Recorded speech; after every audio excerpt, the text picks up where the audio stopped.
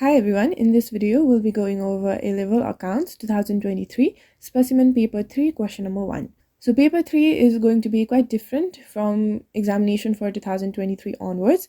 Previously we used to have 6 questions, each of 25 marks, and 4 of them related to financial accounting, whereas 2 of them related to cost and management accounting. And now from this year onwards, the paper has been split up into paper 3 and paper 2. From this year onwards, paper 3 will consist of financial accounting questions, and it will consist of 3 questions, each of 25 marks, and we will be given a time limit of 1 hour and 30 minutes. So ideally, we need to complete each question under 30 minutes. And in this video as well, we will be attempting to solve this question number 1 of paper 3 under 30 minutes. Now, without any further delay, let's get started. The Finance Director of Y Limited has provided the following statements of financial position for the years ended 31st December 2020, which is the draft one, and for the year ended 31st December 2019. All right. Then we are also given additional information. Let's have a look at our first question. We need to prepare the statement of cash flows for Y Limited for the year ended 31st December 2020 in accordance with IAS 7. All right, let's prepare our format. So we need to write the company's name, which is Y Limited in this case. And we are preparing the statement of cash flows. So that's going to be statement of cash flows. And this is for the year ended 31st December 2020.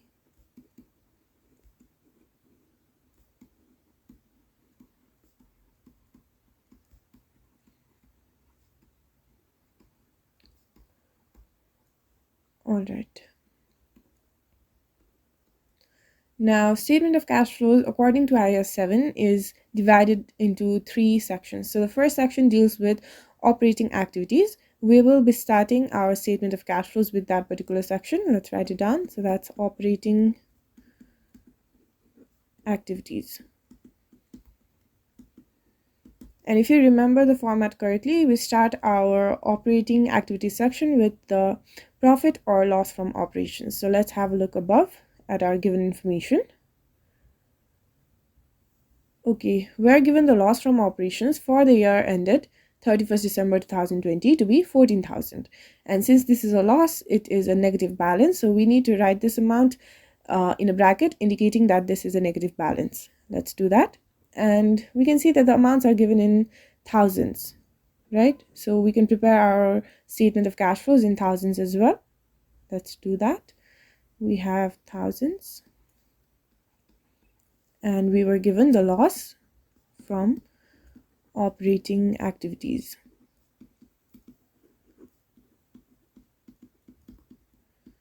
which was 14,000. And this is a negative balance.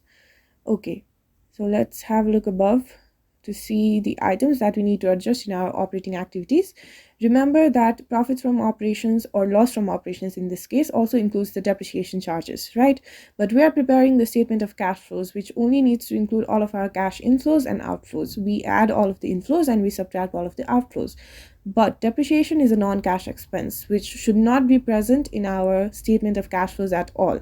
But since loss from operations includes the depreciation, which is negative depreciation basically, because depreciation we treat it as an expense and subtract it in order to figure out our loss from operations, right? So we just need to reverse this effect. So previously we subtracted all of our depreciation, and in order to cancel out this depreciation, we just need to add it back in our statement of cash flows. So we're just going to do that. We need to add our depreciation on premises of 2,000 and depreciation on plant and machinery of 11,000. Let's do it. So that is depreciation. And the first one is for premises, which was 2,000. And the second one we had was plant and machinery. And the depreciation charge for plant and machinery was 11,000. Okay. Then we're told that plant and equipment that had a cost 12,000 was sold. So whenever we're disposing any of our non-current assets or adding or purchasing new non-current assets, that falls under investing activities. But we're preparing our operating activities section, so we can just skip it for now. Then we have our revaluation upwards of premises. Again, this relates to non-current assets, which should be included in our investing activities section. We can exclude it as well. Then we have our bank interest charge in the statement of profit or loss and paid during the year was 4,000. So since we paid this amount, this basically represents cash outflow, right? But remember, this is the bank interest. So we subtract all of our bank interest and taxes after figuring out our cash used in operations. And this will be a part of operating activities, but we are going to come back to this in a while. Then we're given final dividend, which should be included in our financing activities, so we can skip it for now. Then we have on 1st September, the company made a rights issue. Again, this is talking about new issuance of capital, right? And anything relating to our capital should be included in the financing activities, so we can just skip it for now as well. Again, it's dividend, so we're going to skip it. Then we have taxation. So there was no provision for taxation for the year ended 31st December 2020. And taxation, we include it in our operating activities, but since there is no provision for it, we can just completely skip our taxation part. Now, any other items to be included in our operating activities section of the statement of cash flows would be the comparison of our current liabilities and current assets. So let's have a look at our statement of financial position for the 2 years. So what we basically need to do is compare the current assets value for this year to the last year's and figure out whether there is an increase or decrease. And let's talk about assets first. We can take an example for ease. So let's talk about machinery. So if there is an increase in machinery or in assets generally, right? This just means that we purchase new machinery for the business, right? And whenever we purchase some goods or any sort of non-current assets, we need to pay out cash. So increase in assets basically means cash outflow, which should be subtracted in our statement of cash flows, right? Then let's talk about decrease in machinery, which is again an asset. So whenever there is a decrease in machinery, it just means that we disposed the machinery, and in return we get some sort of cash, which means that any decrease in asset is basically cash inflow. And inflow should be added in our statement of cash flows. So let's figure out for our current assets. Inventory this year is 48,000, whereas previously it was 36,000. So there is an increase, right? And the increase is 48,000 minus 36,000, which is 12,000. And since we already figured out that increase in assets results in cash outflow, we need to subtract this amount of 12,000 as an increase in inventory in our statement of cash flows in the operating activities section. Let's do it. We have increase in inventory of 12,000, and since this is a cash outflow, this needs to be a negative balance. Let's compare another current asset. We have trade receivables. This year it was 46,000 and previously it was 49,000. So there has been a decrease in trade receivables, and the decrease is 49,000 minus 46,000, which results in 3,000. And we already determined that a decrease in assets results in cash inflows, which should be added to our statement of cash flows. So we just need to add this amount of 3,000 as a decrease in trade receivables in the operating activities section in the statement of cash flows. Let's do it. We have decrease in trade receivables, which was of 3,000. All right. Then the next current asset we have is cash. And remember that we exclude cash and cash equivalents because we are preparing the statement of cash flows. Then we can move towards our current liabilities. Now, let's talk about liabilities. Let's take an example, loan. Okay, so if there is an increase in loan or liability, then it just means that we have extra cash as loan in our business. So that is basically cash inflow, right? So any increase in liabilities is going to be cash inflows, which should be added in our statement of cash flows. Now let's talk about decrement in loan. Decrement in loan basically means that we paid out the loan, and while paying out, we pay out cash, right? So that's going to be cash outflow. So any decrement in liabilities, it's going to be cash outflows, which should be subtracted in the statement of cash flows. Now, the first current liability we have is trade payables, and for this year it was 33,000, whereas previously it was 25,000. So there has been an increase, and the increase is 33,000 minus 25,000, which results in 8,000. And since we already determined that increase in liabilities is going to be cash inflow, we just need to add this amount of 8,000 in our statement of cash flows under the heading of increment in trade payables. Let's do it.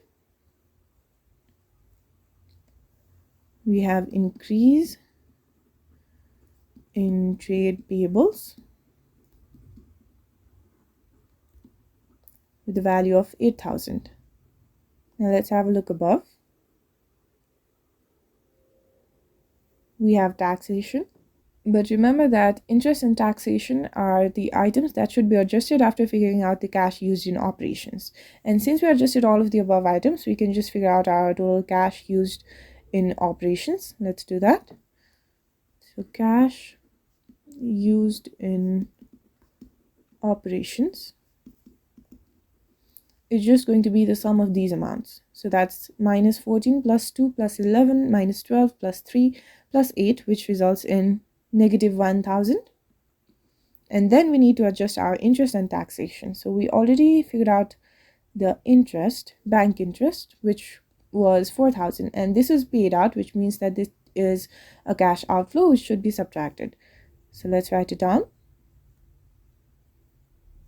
That will be interest paid, and it's negative 4,000. Okay, then we also need to adjust our taxation. We can compare it like we used to compare our liabilities. This year we have 0 taxation, and last year it was 10,000, which means that there is a decrement, right? And that decrement is of 10 minus 0, which results in 10,000. And since we clearly figured out that decrement in liabilities are outflows which need to be subtracted in our statement of cash flows, we just need to subtract this amount of 10,000 as taxation paid. Let's write it down.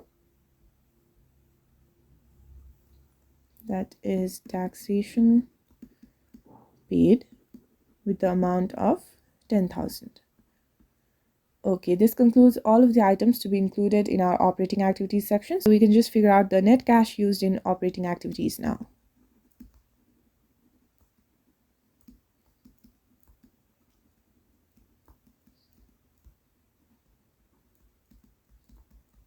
And this is just going to be the sum of these three amounts. So that's minus 1, minus 4, minus 10, which results in negative 15,000. And that is the net cash used in operating activities. This concludes our first section. Now we can move towards the second one, which will be investing activities. Let's write down the heading.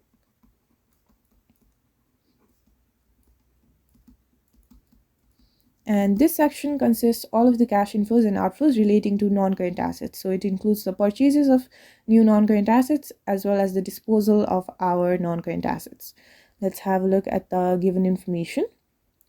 We were told that plant and equipment that had a cost 12,000 was sold for 6,000 during the year. So since we sold it for 6,000, we received this amount in exchange of the plant and equipment that we sold, right? These are the receipts, so cash inflows, which should be added in our statement of cash flows. So let's add this amount of 6,000 under the heading of proceeds of sales of plants and machinery.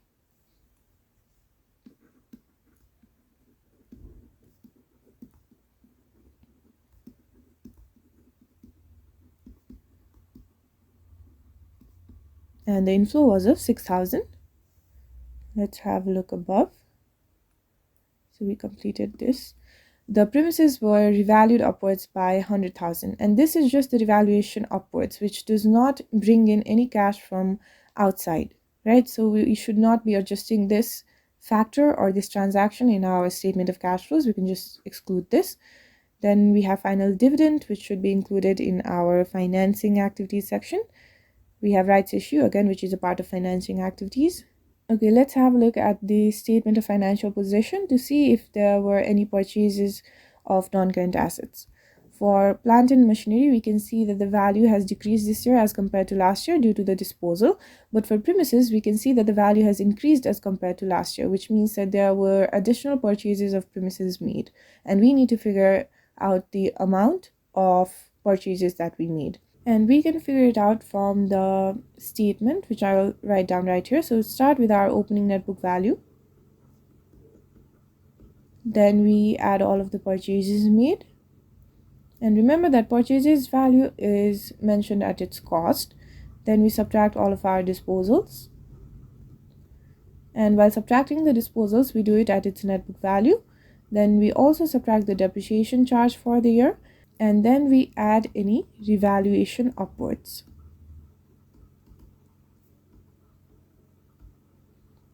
which gives us our closing net book value. Okay, if you find it easier, you should memorize this statement because it is quite important for many questions. Now we can just write it down in an equation format by substituting its value. So we have our opening net book value right here, 111. Since this is the closing net book value for last year, it will act as the opening net book value for this year. So that's 111. Then we need to add the purchases, which we are trying to figure out. Then we need to subtract the disposals, but we are only given the information regarding the disposals of plant and machinery, which means that there were no disposals made of premises, so that's going to be 0. Then we subtract the depreciation charge for the year, which was given here. And for premises, it was 2000, so let's substitute this amount as well. That's -2. And then we add any revaluation upwards. So revaluation upwards was also given right here. The premises were revalued upwards by 100,000. So we need to add this amount of 100. And this gives our closing net book value, which is 248 according to our statement of financial position for the year ended 31st December 2020. Now the purchase amount is just going to be 248 minus 111 plus 2 minus 100, which results in 39,000. And since we purchased this assets, purchases of assets is basically the increment, which is cash outflow, right? So we need to subtract this amount of 39,000 in our statement of cash flows. Let's do that. Okay, so we can write it as purchase of premises,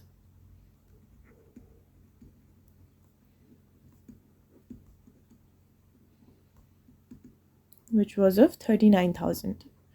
And this includes all of our non-current assets, right? Which means that this concludes our investing activities section.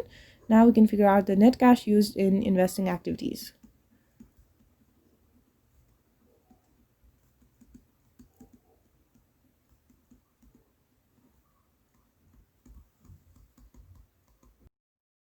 And it is just going to be the sum of these two amounts, 6 minus 39, which results in negative 33. Okay, now we can move towards our final section, which is financing activities. And financing activities deals with all of our capital and dividend. Okay, let's have a look above. Right here, we're given information regarding dividend. So a final dividend of 0.12 per ordinary share was paid on 31st March to shareholders on the register at 31st December 2019. So this is given to all of the shareholders at the date of 31st December 2019. Let's have a look at our statement of financial position for the year ended 31st December 2019. We have our total ordinary share capital of 100,000 and the nominal rate is 1 per share. So let's figure out the number of shares. That is just the total value divided by nominal rate, and in this case that's 100,000 divided by 1, which again results in 100,000. So for these 100,000 shares, we paid 0.12 each. So the total dividend paid is just going to be 100,000 times 0.12, which results in 12,000. So this is the final dividend paid. And again, we're paying it, which means that this is a cash outflow, which needs to be subtracted in our statement of cash flows. Let's do that. So this is the final dividend paid of 12,000.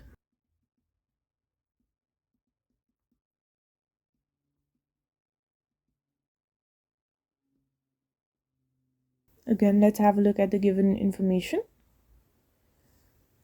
Okay, on 1st September, the company made a rights issue of 1 new ordinary share for every 2 ordinary shares held at a premium of 0.40. The rights issue was fully subscribed. So we already figured out that previously we had 100,000 shares, right? And for this rights issue, we're providing 1 new ordinary share for every 2 ordinary shares held. So for 2 ordinary shares, we're providing 1 right share. For 1 ordinary share, that's going to be 1 by 2 right shares, right? This is just the unitary method. Now we need to figure out the total right share for 100,000 ordinary shares. For 100,000 ordinary shares, That is just going to be 1 by 2 times 100,000 rights shares, and that will be 50,000. So we issued 50,000 rights shares at the nominal rate of 1, and we are also given a premium of 0.40. So that's going to be 1 plus 0.40, which is 1.40. Now the total cash that the company receives by making this rights issue will be the total number of shares times its issue rate. So that's going to be 50,000 times 1.40, which results in 70,000. So this will be the total cash inflow due to the rights issue. And cash inflows are to be added in our statement of cash flows. So we just need to add this amount of 70,000 under the heading of proceeds of issue of ordinary shares. Let's do that.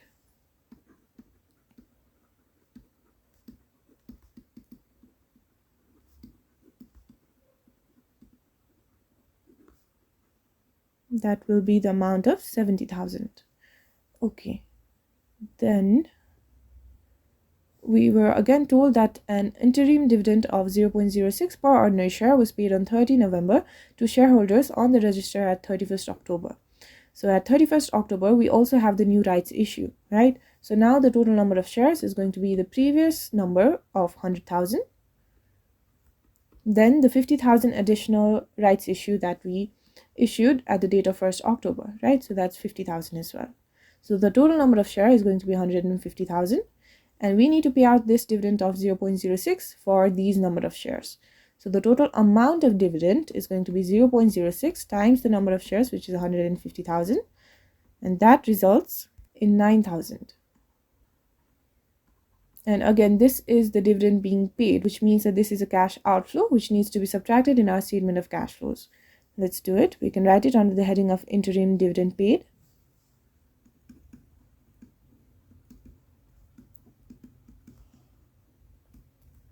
And that is of 9,000. Now, since we completed all of our given information, let's have a look at the statement of financial position. Let's talk about bank loan. We can see that the bank loan has definitely increased this year as compared to the last year, right? Which means that we took out more loan. And while taking out more loan, we get more cash in our company. So that is definitely a cash inflow, right? So the total amount of cash inflow is 95 minus 70, which is 25,000. And this amount needs to be added in our statement of cash flows under the heading of proceeds of long-term loans. Let's do that. So that's going to be proceeds of long-term loans. And we just figured out its amount to be 25,000. Alright, this concludes our financing activities since we concluded all of our capital element as well as the non-current liabilities element. Now we can figure out the net cash used in financing activities.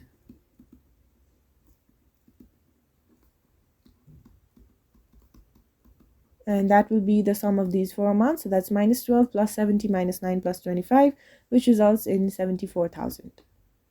Okay, since we completed all three sections of our statement of cash flows, we can now move towards figuring out the net increase in cash and cash equivalents. Let's write it down. Net increase in cash and cash equivalents.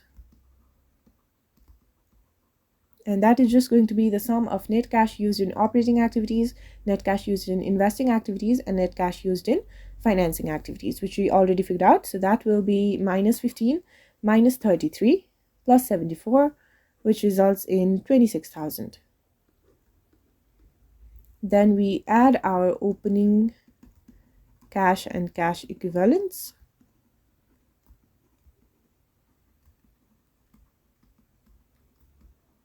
Which was given in the statement of financial position. So this year's opening balance is going to be last year's closing balance, right? So we're looking for cash and cash equivalents for last year. That's 14,000. Let's write it down.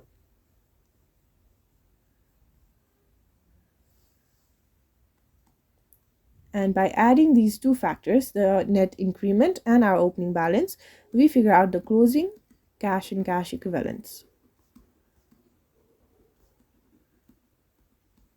And in this case, that's going to be 26 plus 14, which results in 40. And in order to check whether our statement of cash flow is correct or not, we can just check this closing balance in the statement of financial position. Right here, we can see the cash and cash equivalents for this year is 40,000, which we just figured out from our statement of cash flows, which means that our statement of cash flows is correct. Now, the next thing you guys need to remember is I scribbled all over the question paper in order to figure out the amounts for each calculations, right? But you should be showing all of these calculations in this box right here, in the workings box. Okay, I found it easier to do it right beside the question paper, so that's why I did it there. But in case of examination, make sure that you guys show all of your workings in this particular box to get all of your markings correctly. Now we can move towards the second part of this question. We need to state 3 circumstances under which the auditors will issue an unqualified audit report. So the very first basic circumstance would be if the financial reports does not comply with international accounting standards. In such cases, the auditors will issue an unqualified audit report. Let's write it down. Complies with international accounting standards.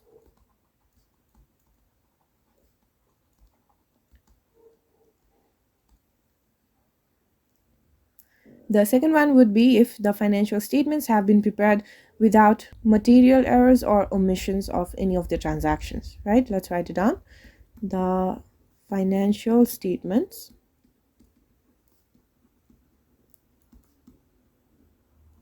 have been prepared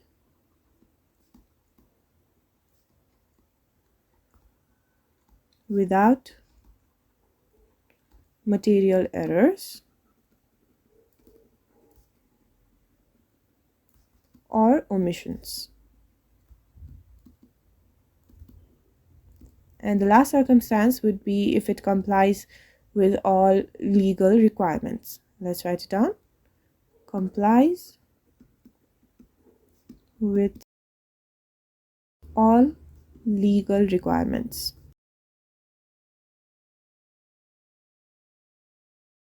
Let's move towards the third part. We're given additional information. Y Limited had received a letter in August 2020 from a customer, P Limited, stating that they are taking legal action against Y Limited for a breach of contract. Y Limited's lawyers have indicated that there is an 80% probability that Y Limited will lose the case and the estimated amount to settle the case will be 36,000. This matter has not been taken into account in the draft financial statements for the year ended 31st December 2020. We need to discuss how the matter should be treated in the financial statements for the year ended 31st December 2020. So here we're talking about possibility of paying a claim amount, right? Which means that we're talking about any sort of provisions or contingent liabilities, which is a part of IAS 37. So this relates to IAS 37, provisions,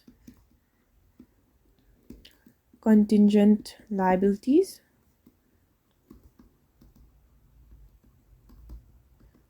and contingent assets.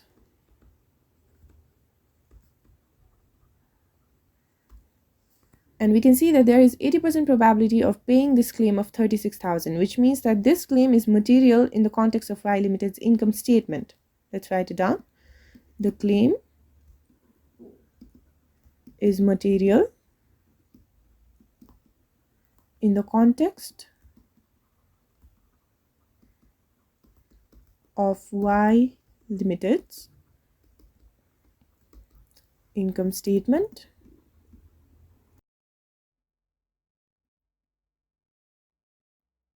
And since we have 80% probability, this just means that the obligation to pay is probable. Let's write it down as well. The company's lawyers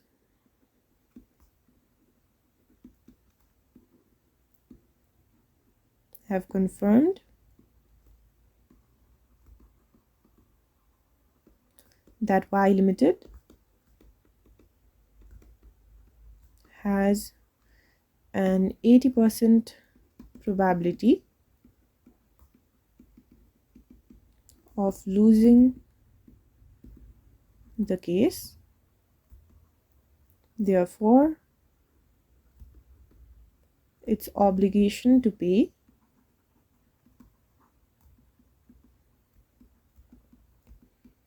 is probable. Now we also need to state how this matter should be treated in the financial statements, right? So what Y Limited should do is to make a provision of the amount that is to be paid, which is 36,000 in this case, and we need to make the provision as an expense in the statement of profit or loss as well, right? And we need to show the same amount as current liabilities in the statement of financial position. So let's write it down clearly. Y Limited should make a provision of 36,000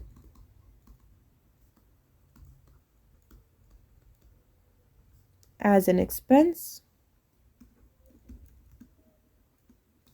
in the statement of profit and loss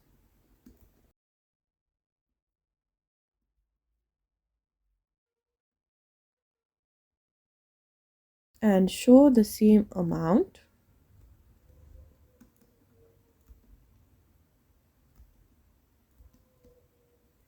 as current liabilities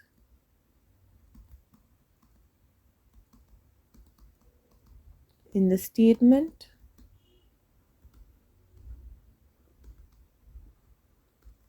of financial position.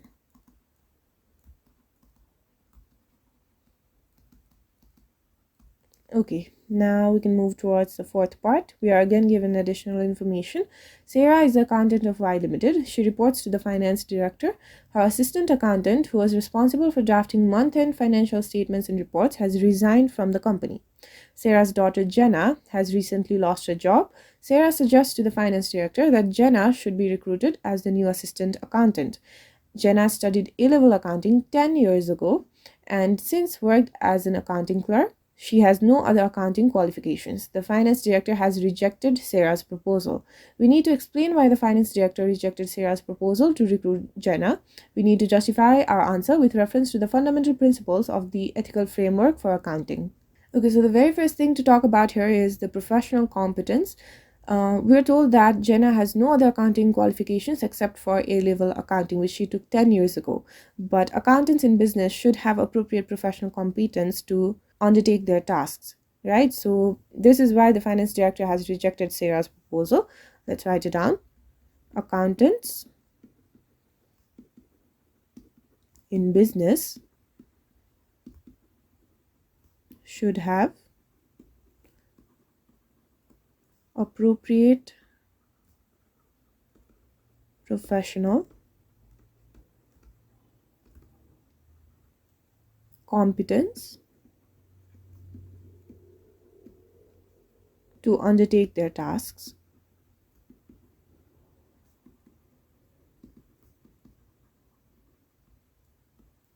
So we could say that Jenna is unqualified and has limited accounting experience.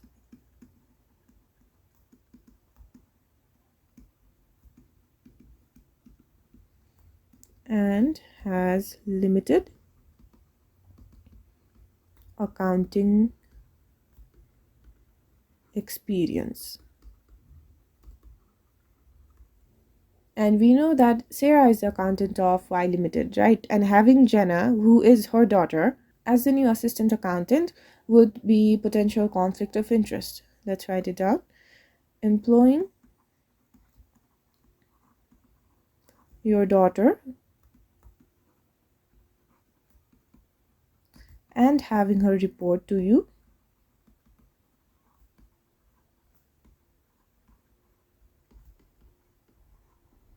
would be a potential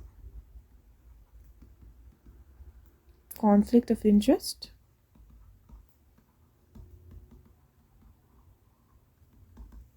And we could also say that Sarah might be less objective in dealing with her performance or pay. Let's write it down.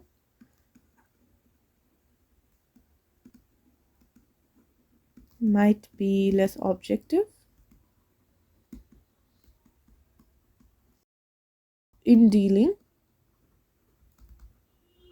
with her performance